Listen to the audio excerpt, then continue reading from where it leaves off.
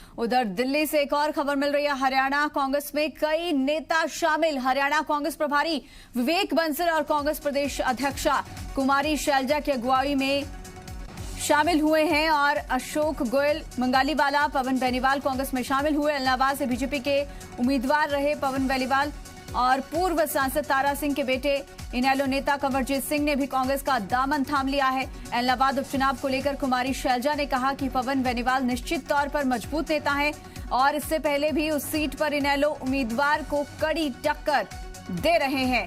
तो हरियाणा कांग्रेस का कुनबा और बढ़ गया है। कुछ और बड़े चेहरे आज कांग्रेस में शामिल हो गए हैं। विनोद लांबा हमारे साथ जुड़ गए हैं एक बार फिर से।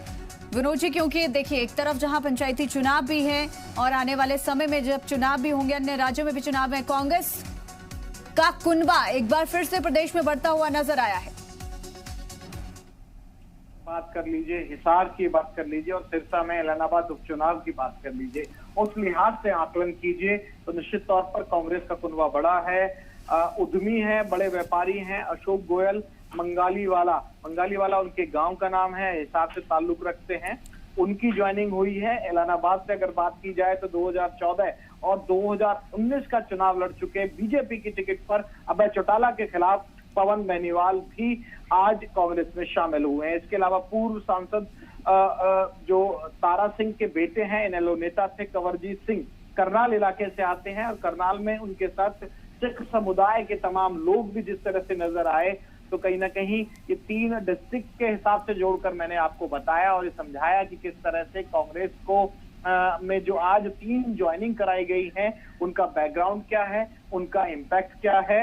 मैं फिर एक बार दर्शकों को नाम बता दूं, अशोक गोयल, मंगालीवाला, एक जो गांव का नाम है उनका, ये बीजेपी के टिकट के दावेदार थे, लंबे समय से टिकट मांग रहे थे, इनकी कांग्रेस में ज्वाइनिंग हुई है। इलाहाबाद से बीजेपी के 2 बार उम्मीदवार रहे पवन बेनीवाल की ज्वाइनिंग हुई है। पूर्व सांसद तारा सिंह के जो बेटे हैं, इनेलो में पदरहरी भी थे, इनेलो नेता थे कंवरजीत सिंह, उनकी भी ज्वाइनिंग हुई है।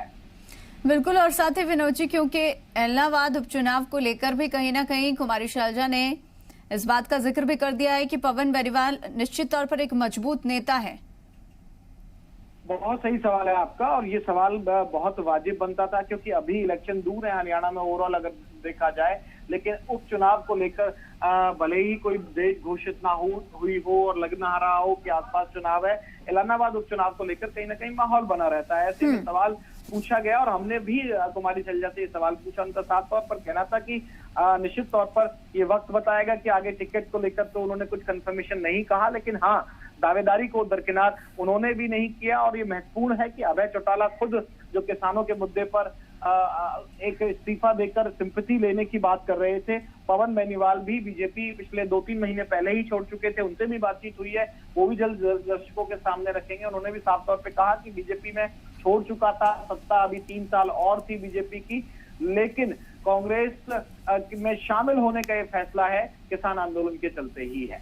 चलिए, बहुत शुक्रिया आपका तमाम बातचीत, तमाम जानकारी के लिए। तो हरियाणा कांग्रेस का कुनबा बढ़ गया है। कुछ बड़े चेहरों ने कांग्रेस का दामन थामा है।